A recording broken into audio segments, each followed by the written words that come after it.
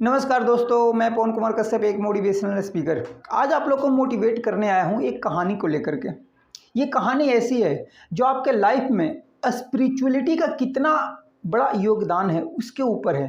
आप ज़िंदगी जी रहे हो, आप कमा रहे हो, पैसा कमा रहे हो, घर परिवार सब कुछ है आपके पास, लेकिन अगर आपकी ज़िंदगी में स्पिरिचुअल का कुछ भाग नहीं है तो फिर उसका कोई फ़ायदा नहीं है दोस्त।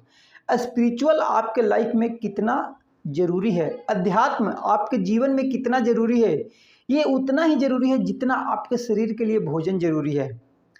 आप ज़िंदगी में आगे बढ़ने के लिए कुछ पढ़ते हो, कुछ सीखते हो, वैसे ही आपके लाइफ में अध्यात्म का भी होना बहुत ही ज़रूरी है। पुराने ग्रंथों में कहा गया है दोस्तों कि अपने कमाई का 10% कम से कम अध्यात्म में, धार्मिक कामों में आपको लगाना चाहिए। लेकिन आजकल के उल्टा हो रहा है दोस्त। कौन ऐसा कर रहा है? बहुत कम लोग ऐसे कर रहे हैं, लेकिन करना चाहिए। पहले के लोग खूब सारे दान पुण्य करते थे। क्यों करते थे? कुछ ना कुछ तो उसका रीजन होगा।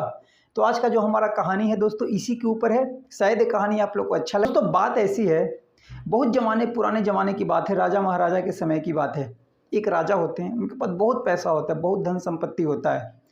उनको ये बात पता चली कि आपका जितना धन संपत्ति, ये दौलत है, ये सब कुछ यही पृथ्वी पर रह जाएगा, आपके साथ ऊपर कुछ भी नहीं जाएगा।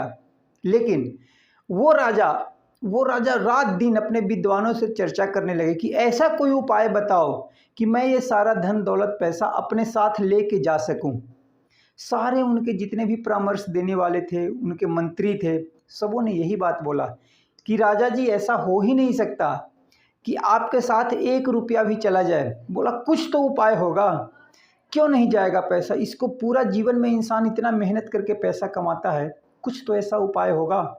ये करके उन्होंने अपने सारे मंत्रियों को राज्यसभा में बुलाया और सबके सामने ये बात बोले कि हमें कोई ऐसा उपाय बताइए कि हम जिससे हमारी जो संपत्ति है इसको हम ऊपर भी ले जा सके और ऊपर भी हम इस संपत्ति का भोग कर सके। सारे लोगों ने एक दूसरे के कान में बोला कि भाई, राजा पागल हो गया है। सारे लोग ऐसा ही कहेंगे, बिल्कुल सही बात है। जब राजा होकर के ऐसी बातें करने लग जाए कि हमें कोई उपाय बताओ कि हम संपत्ति ऊपर ले जा सके, मरने के बाद भी हमारा काम आ सके, तो लोग पागल ही बोलेगा। लेकिन फिर भी राजा राजा था, भाई राजा की आज्ञा का पालन हो। सारे नगर में ढिढोरा पिटाया गया कि राजा जी, अगर ऐसा कोई उपाय कोई राजा जी को बताएगा, उनको राजा 1 करोड़ रुपया देंगे।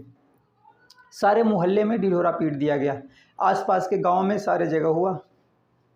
तरह तरह के लोग बोलने लगे राजा पागल हो गया, राजा पागल हो गया, कैसी बातें कर रहा है। तभी एक बंदा होता है, बहुत चालाक बंदा होता है, आध्यात्मिक बंदा होता है, बड़े बड़े वेद पुराण का ज्ञाता होता है, उसको भी ये बात पता चली। वो आया राजमहल में, दरवाजे पे आके बोलता है कि राजा जी से मिलना है। दरबारी ने पूछा क्यों? तो राजा जी ने जो ढिंढोरा पिटाया है उसके बारे में हमें बताना है, हमें उपाय पता है कि राजा जी का संपत्ति राजा जी के साथ ऊपर कैसे जाएगा। उसको राजा जी के पास ले जाया गया। राजा बड़ा खुश कि कोई तो हमारे राज्य में ऐसा बंदा है जो ऐसा उपाय जानता हो, ऐसा बताता हो। राजा जी पूछे कि पता है ना तुम्हें कि अगर तुम झूठ बोलोगे या गलत होगे तो तुम्हारा सर कलम कर दिया जाएगा। बोला हाँ राजा जी, बिल्कुल हमें पता है, लेकिन ये उपाय है, एक ऐसा उपाय है जिससे आपकी संपत्ति आपके साथ जा सकती है। बोला कि चलो बताओ ऐसा क्या है, क्या उपाय हम कर सकते हैं कि हमारी संपत्ति हमारे साथ ऊपर जाए, मरने के बाद भी हम उसका उपयोग कर सकें। तो बोला कि राजा जी, जब आप अमेरिका जाते हैं, इंडिया से अमेरिका जाते हैं तो क्या करते हैं? वहाँ पे कौन सा करेंसी चलता है? बोलता है वहाँ का जो अमेरिका का करेंसी है वो चलता है, और हमारा इंडिया का करेंसी एयरपोर्ट पे ही बदल दिया जाता है, मतलब चेंज हो जाता है। वैसे ही उसने पूछा कि जब आप दुबई जाते हो तो क्या करते हो?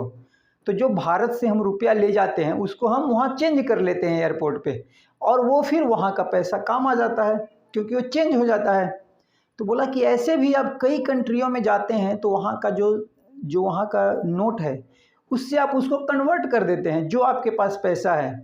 वैसे ही राजा जी, आपके पास जो संपत्ति है इसको आप कन्वर्ट करके, जो वहाँ की करेंसी है, ऊपर स्वर्ग की करेंसी है, जब आप ऊपर जाते हैं, परलोक में जाते हैं, तो वहाँ की करेंसी अलग है, उसमें आप इनको कन्वर्ट कर दीजिए। राजा बोला मैं समझा नहीं, बताओ कैसे? बोले कि देखिए राजा जी, धन संपत्ति का जो है ना, ये इसका करेंसी जो स्वर्ग में है वहाँ पे चलता है आपका जो पुण्य, जो आपने पुण्य अपने हाथों से आपने दान पुण्य किया है, वही वहाँ की करेंसी है। जब आप नीचे से ऊपर जाएंगे तो उसी के आधार पे आपका वो किया जाएगा कि आपने पृथ्वी पर रह के कितना दान पुण्य किया, कौन सा आपने अच्छे काम किए हैं। तो अपनी संपत्ति को आप दान कर सकते हैं, आप अच्छे अच्छे काम कर सकते हैं, धर्मशाला खुलवा सकते हैं, स्कूल खुलवा सकते हैं, कॉलेज खुलवा सकते हैं, आप लोगों की सहायता कर सकते हैं, जिनको पैसे की ज़रूरत है उनका हेल्प कर सकते हैं। यही आपके लिए वो करेंसी चेंज करेगा, जो करेंसी ऊपर जाएगा। यहाँ का जो रुपया पैसा है इसको आप धार्मिक कार्यों में लगाइए और वही आपके साथ ऊपर जाएगा। राजा को थोड़ी देर समझाने के बाद ये बात समझ में आ गई कि हमें दान पुण्य करना चाहिए, धर्म करना चाहिए, और वही धर्म हमारे साथ ऊपर जाएगा। ये बात राजा को पता चल गई।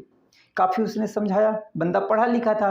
राजा ने उनको 1 करोड़ रुपया भी दिया, अपने राज्य में उनको मंत्री का पद भी दिया और काफ़ी सारा धन संपत्ति दे करके उनको अपने पास रखा कि ऐसे विद्वान को हमारे राज्य में होना चाहिए। और उस दिन के बाद राजा का स्वभाव चेंज हो गया।